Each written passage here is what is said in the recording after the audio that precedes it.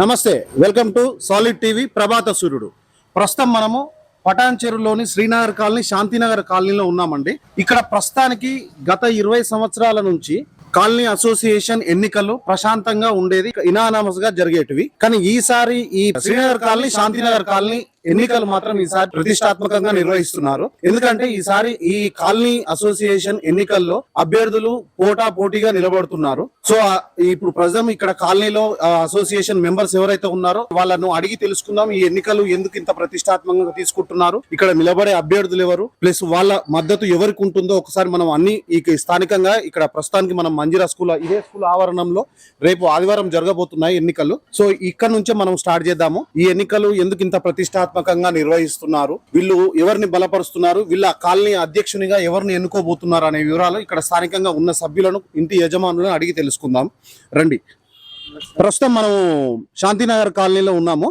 ఇక్కడ ఒక సభ్యులు, కాలనీ సభ్యులు ఎవరైతే ఉన్నారో వాళ్ళ ఒపీనియన్ అడిగి తెలుసుకుందాము. ఇక్కడ ఈ ఎన్నికలు పటాన్ చెరువు, Srinagar colony, Shantinagar colony association ఎన్నికలు ఎందుకు ఇంత ప్రతిష్టాత్మకంగా జరుగుతున్నాయి, ఈసారి బరిలో ఎవరు ఉంటున్నారు, మరి వాళ్ళ మద్దతు ఎవరు, వాళ్ళ అధ్యక్షునిగా ఎవరిని ఎన్నుకోబోతున్నారు అనేది ఒకసారి ఇక్కడ స్థానికంగా ఉన్న యజమానులతోటి మాట్లాడి తెలుసుకుందాము.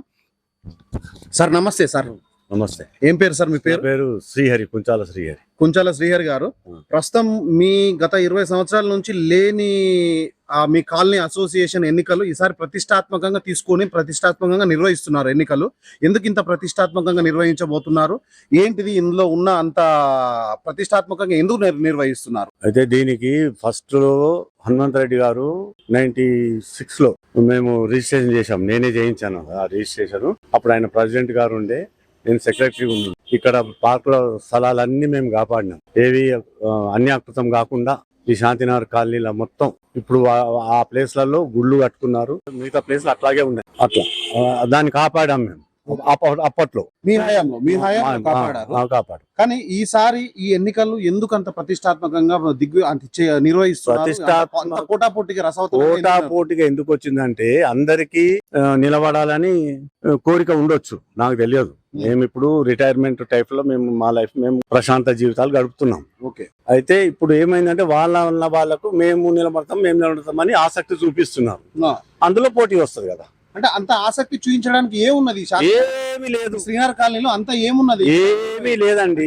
ఎన్ని వందల కుటుంబాలు ఉన్నాయి ఇక్కడ? దాదాపు 1000 కుటుంబాలు నుంచి 1500 హౌసెస్ వరకు ఉంటాయి. కానీ అందరికి వాళ్ళకి ఆసక్తి పెరిగిపోయింది.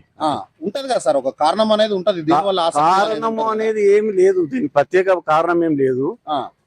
ప్రెసిడెంట్ గా పోటీ చేయడానికి కొందరు ఏకగ్రీవంగా చేసుకుందామని వాళ్ళ ఉద్దేశం ఉన్నది.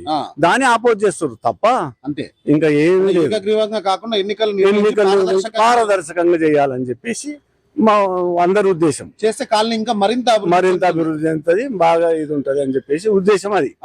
ఇక తర్వాత ఏందో మనకు తెలియదు.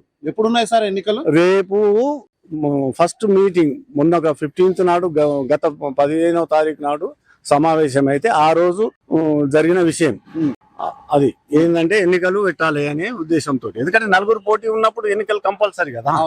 అది మన దీని ప్రకారం ఎన్నికలు అనివార్యమే. పోటీ ఉన్నప్పుడు ఎన్నికలు అనివార్యం ఉంటాయి కాబట్టి దాని ప్రకారంగానే ఉంది. అయితే మేమంతా ఇక్కడ ఏమనుకున్నామంటే, ఈయన శంకర్రావు గారు చదువుకున్న వ్యక్తి. అంటే ఒక అభ్యర్థి పోటీలో ఉన్న శంకర్రావు గారు అభ్యర్థి.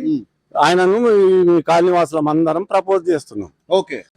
ఇతను ఉండాలి అని చెప్పి. ఎందుకంటే ఆయన రైల్వే దాని గురించి కూడా ఇక్కడ రావడానికి కూడా ఆయన ఒక ప్రథమ కారకుడు. ఇంకా ఎన్నో విషయాలు, పత్రికా విలేకరుగా పనిచేసిండు చాలా కాలం. ఇక్కడ కాలనీవాసులకు సుపరిచితం. ఆయన మంచి ఎడ్యుకేటెడ్ ఫెలో. కాబట్టి ఆయన ఉంటే గానీ ఇక కొన్ని అభివృద్ధి పనులు చేయగలుగుతాడు అనేది ఆసక్తి మాకున్నది.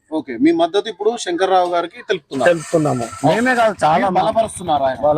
అందరు ఆయన ఒక విద్యావంతుడు, ఆల్రెడీ ఒక మెట్రో దాని గురించి చేశాడు, ఇంకా చాలా చేశాడు. చాలా ఉన్నాయి.